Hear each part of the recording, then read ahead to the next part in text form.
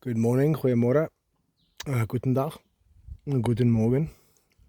So I wanted to compile a video of what we did to get this car going again after much head scratching and many not having the answer and having partial answers, and then obviously online reading. So my contribution for starting issues on this is a 2004 Mercedes Benz ML270 CDI.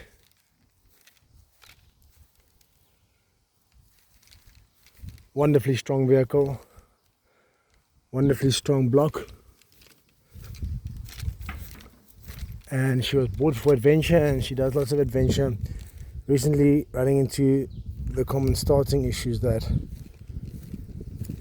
these cars, and most cars actually eventually end up having, if you consider starters, relays, solenoids, batteries, fuel lines, oil, whatever. But this car has a few common problems, and I went through all of them. So I wanted to compile a video of all of what I found and read, because I really scratched my head for 2.5 years, plus a bunch of mechanics and auto electricians and online reading and removing this and fixing that. And in the end, it was quite a simple little thing. But at least now I know the vehicle back to front underneath is in a happy place.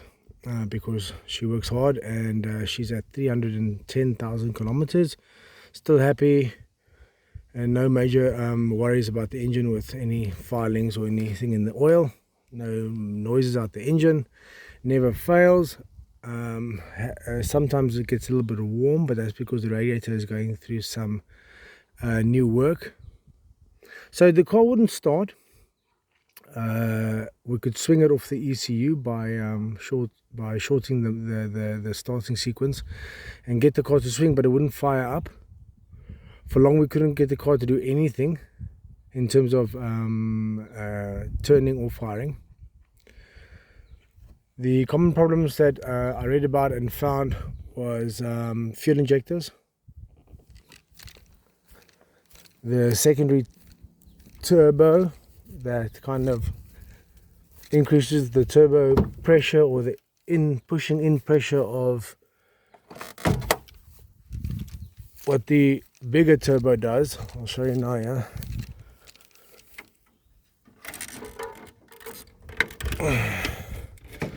So common issues are injectors. Had them all redone. In South Africa, or anywhere, if you can find Castrol ATF.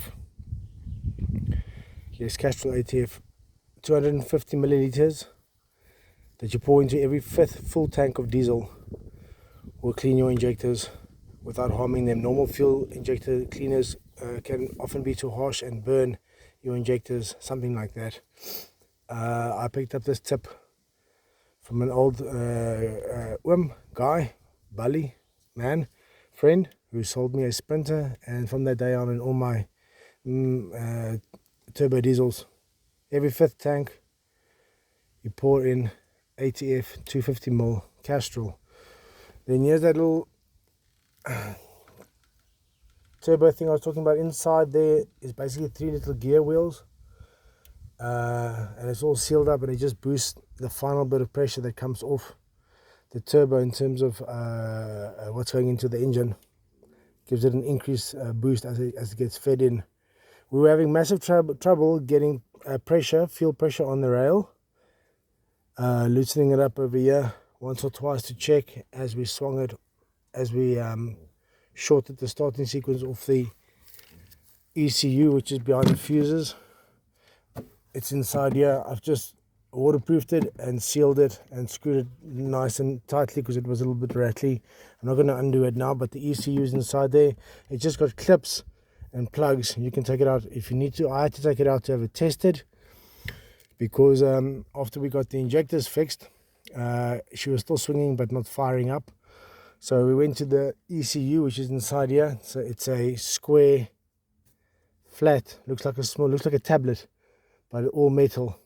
It's a computer of the car. The ECU is inside there. You can just take it out. It clips off and clips out. Have it tested. It tested fine twice. Then there was talk of maybe it's the alarm system that was blocking starting of the vehicle. That also got tested on the ECU. That was also not the problem. We then ended up looking at within the motor. This motor and some other diesel motors from Mercedes, I guess, don't have pumps. They have suctions, as I understand it, suction pumps or motors, and both of them had to be removed around the tank area. Both of them were tested, both of them were cleaned and put back. Still no fire after swinging. We then went to the fuel line again. We went to look at all the little pipes, the feeders, where the fuel's coming from the tank, through the body, into the motor, where is it going in here. But the problem still remained, we couldn't get pressure on the rail. It was coming out like spurting out when we open up this nut over here. It's supposed to blast out at like crazy, like skin cutting pressure, and we weren't getting that at all. So scratching our heads about that. We did oils and filters and checked the coils, checked the starters, blah blah blah blah blah. Still couldn't get it done. Then what's the other common mistake that I read about? Oh, your mass airflow, which is basically, as I understand it, it's a return line that feeds more air and or something to the head or from the turbo to the turbo, but it's a secondary something to do with the turbo. It goes up this line. This whole pipe is going to be redone because it's come loose and it's leaking oil down the bottom there. It's going to be cleaned up and fixed and replaced, this pipe, because the mass airflow is fine.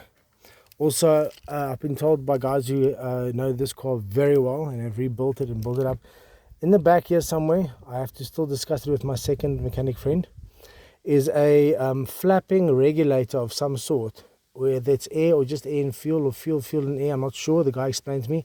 But back here somewhere on this engine, there's a flap in the line somewhere that can break off and shoot into your system, into your engine.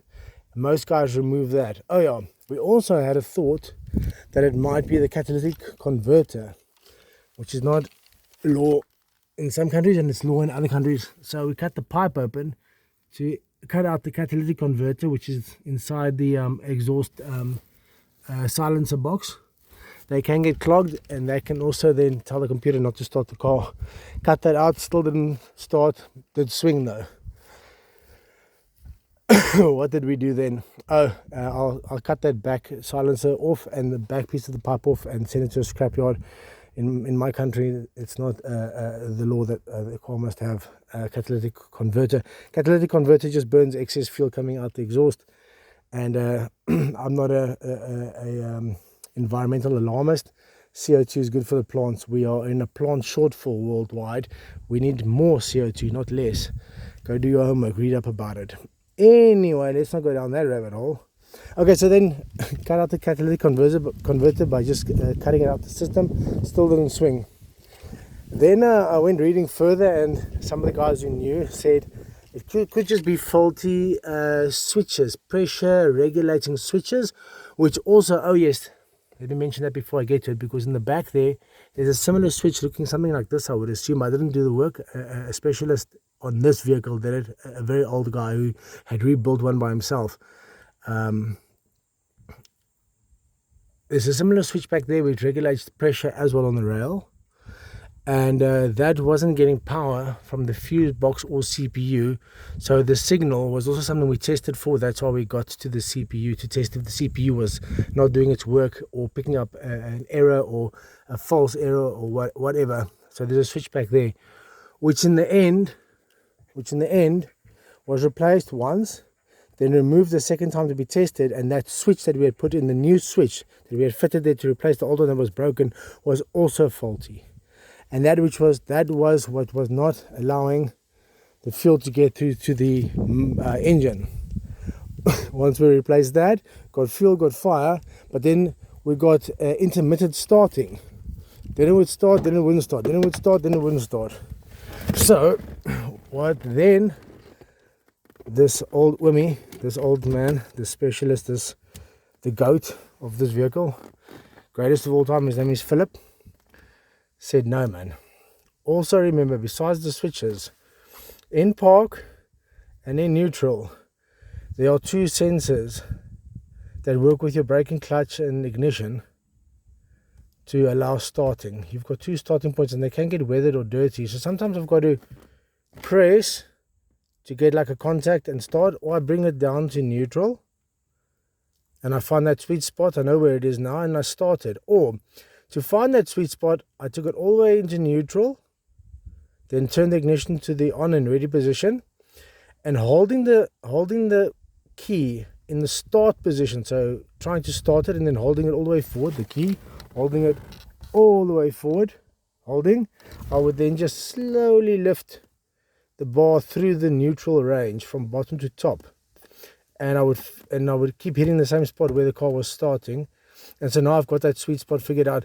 But now as I've been driving after the car's been standing for so long, these two sensors are busy clearing up and cleaning up from the vibration and the new use and all that, and the car is starting much easier in park anyway. But you've got 3 places that you can start the car should you need to.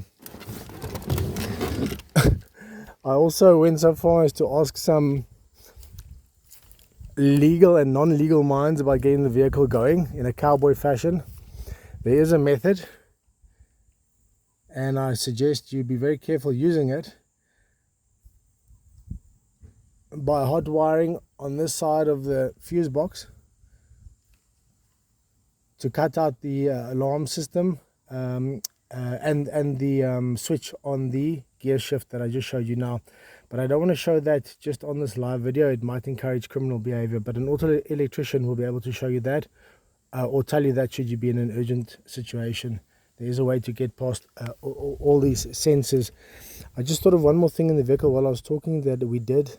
Oh yeah, so we also thought, working with the CPU, it might be the ignition and the whole ignition system going into the engine, because they paired up and they coded, so you can't just get a new key or a new ignition turny thing or a new engine bay unit, or however the system works. You have to buy a whole new one, which I actually found for 6,000 Rand South African, second hand, which wasn't too bad considering the cost of a new ECU or an Alti or a car not starting. I'd have the world's biggest paperweight. So that can also be the issue, but gladly and happily it wasn't any of those major issues. It was that second pressure regulating switch at the back, and in the end the sensors on the friggin' gear stick was messing with all our testing and all our starting. The sensors on the gear stick. Alright, I hope that helps. That's all I found.